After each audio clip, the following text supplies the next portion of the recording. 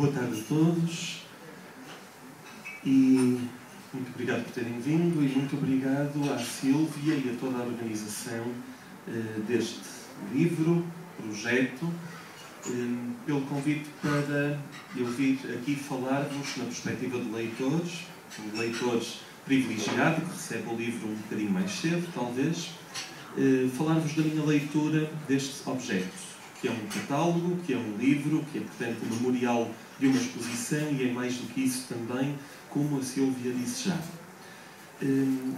Dois apontamentos muito rápidos, antes de mais, para esclarecer desde já. Eu não vi a exposição, portanto, sou um leitor do catálogo que não conhece a exposição que deu origem a esse catálogo, o que pode parecer um problema. Pois bem, não é, acaba por ser a prova viva de que o livro sobrevive muito bem, creio eu, à própria exposição, que terminou, de repente, que aconteceu em Lisboa, e estar a trabalhar no Porto às vezes complica um bocadinho estar a par das exposições lá no Sul. De qualquer modo, o livro, de repente, permite ler a exposição de maneira indireta, mediada. Como tal, é, vamos dizer assim, 2 em 1. É um livro e uma exposição e um catálogo, 3 em 1, simultaneamente. Como leitores, o tal leitor privilegiado que já conheceu o livro e pode trazer aqui algumas impressões de leitura, deixem-me atalhar caminho e dizer muito rapidamente isto que é importante. Trata-se de um livro imperdível. E pronto, uso imediatamente o adjetivo, que me poupa muito trabalho. Este é um livro que não se deve perder, que devem conseguir rapidamente conquistar, que vos será útil e que será uma fonte de fascínio na leitura e nas várias releituras. Por mim falo porque, depois de o ler, já tenho voltado a ele várias vezes e sei já que vou precisar de olhar com mais detalhe para cada uma destas fotografias, imagens, escritos, etc.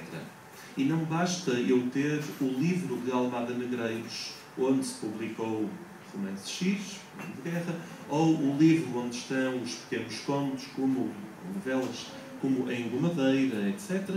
Não. É preciso ver o manuscrito do próprio Almada Negreiros, porque há algo de material que é incontornável aqui. Este é um autor que não só escreveu de maneira absolutamente extraordinária, mas ao escrever desenha também aquilo que está a escrever. A própria letra e a cor da letra, a tinta escolhida, o suporte material, do tipo de papel, etc. Tudo isto conta. Ou seja, quando temos aqui o privilégio de poder espreitar para dentro do espólio e ver exatamente como este autor escreveu um texto de determinada maneira, isto acresce algo à nossa compreensão dos textos que já tínhamos lido aqui ou ali. E claro, evidentemente, há também toda a obra pictórica, gráfica, plástica, etc., de que encontram aqui o Almada todo, isto é, o Almada nas suas variedíssimas facetas. A esse nível parece-me que é uma mostração de todo o universo nas suas múltiplas frentes. Dito isto, o livro inclui, deixem-me ser um bocadinho didático, de repente, para o descrever. O livro inclui toda uma primeira secção de ensaios sobre a obra de Almada Negreiros. São vários ensaios temáticos, digamos assim, centrados sobre o espólio, ou a geometria, ou a correspondência, ou as próprias dedicatórias dos livros de Almada Negreiros, ou seja, a criação nas várias frentes, mais uma vez, às vezes a pequena história de quem dedica que texto a que autor e porquê e para quê, etc. E depois uma parte extensa de catálogo que corresponde à exposição em primeiro lugar, mas amplamente ilustrada com reproduções de variedíssimas obras que estiveram expostas. E, por fim, uma última parte de textos de Almada Negreiros, incluindo textos que, não sendo forçosamente inéditos, porque saíram na imprensa ao longo de várias décadas, mesmo assim eram textos de acesso extremamente difícil e, além disso, alguns textos realmente inéditos. Estou a pensar numa conferência de que se conhecia uma parte, a parte desaparecida foi encontrada agora no espólio. Portanto, há aqui qualquer coisa de trabalho detetivesco de encontrar a página que falta, o texto que se esqueceu, etc., para compor um bocadinho o puzzle de Almada. E dito isto, para quem lê e vê Almada frequentemente, sabemos já quão extensa é a obra deste autor. Quer dizer, Almada tem uma longa vida, não só longa em termos de anos de vida, é longa em termos de produção, é um autor realmente imparável. Agora, estas, digamos assim, obras completas, que será a reunião de todos os textos publicados e todas as telas expostas, acrescente-se o espólio, que, tanto quanto entendo, eu, leitor de fora, é igualmente interminável e cheio de surpresas também. Portanto, o Almada duplo que se encontra aqui, o conhecido e esquecido, e aquele que nem sequer conhecido é um Almada absolutamente gigantesco.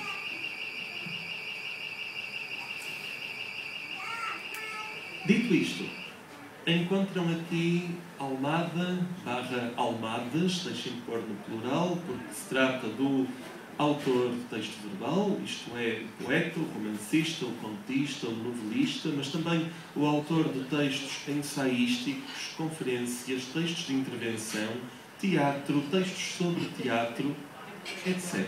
Crónicas, nomeadamente neste catálogo, a lista não terminava mais.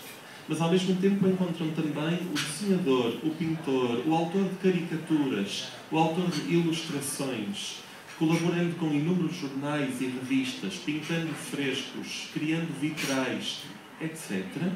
E depois ainda um outro Almada, eventualmente mais esquecido, que calha ser coreógrafo, figurinista, encenador. Eu sei lá, vou esquecer forçosamente inúmeras facetas, porque este autor realmente não conhece limites. Sendo que, e isto ainda é mais surpreendente a meu ver, se trata de um autodidata em quase todas estas frentes. Ninguém ensinou a Almada Negreiros a coreografia, ou a encenação, ou a própria escrita. Não, é um self-made man, ou seja, alguém que, para onde quer que se volte, se apropria de todo o conhecimento disponível e consegue criar ainda algo que os outros não tinham criado até ali. Estou a esquecer o geómetra, por exemplo. E o matemático. E o performer. Etc. Em rigor, este é um sonho modernista. Estamos todos de acordo. Fernando Pessoa, amigo e contemporâneo e padrinho de Almada Negreiros aqui e ali, em torno da revista Orfeu, etc. Pessoa define o sonho modernista de, e cito Pessoa, sentir tudo de todas as maneiras, ou ser toda a gente e toda a parte. Isto é, esgotar a experiência possível. Ser, enquanto indivíduo, quer dizer limitado a um, ser o infinito. Como encaixar a experiência infinita dentro do indivíduo, que é, por definição, um ser finito. Pois bem, Pessoa resolve isto à sua maneira, Sá Carneiro também, resolvem ou não resolvem, fica para debater, mas Almada Negreiros resolveu isto na prática. Ele esgotou tudo. Ele fez tudo, sentiu tudo, experimentou tudo. De algum modo, o sonho de Pessoa, de um certo Pessoa, é Almada Negreiros. Afirmação que podemos debater também, se quiserem, defenderei essa tese daqui a bocadinho. Tudo bem. Curiosamente, tudo parece tão fácil neste autor, tão enganadoramente fácil. Tentem descrever nome de guerra e tentem desenhar as caricaturas e tentem coreografar e, bom, etc. Não é fácil, é extremamente difícil e parece nascer do nada com uma facilidade quase escandalosa junto de Almada Negreiros. É um autor que inclui em si esse universo e ao mesmo tempo está tremendamente receptivo a tudo aquilo que existe em torno.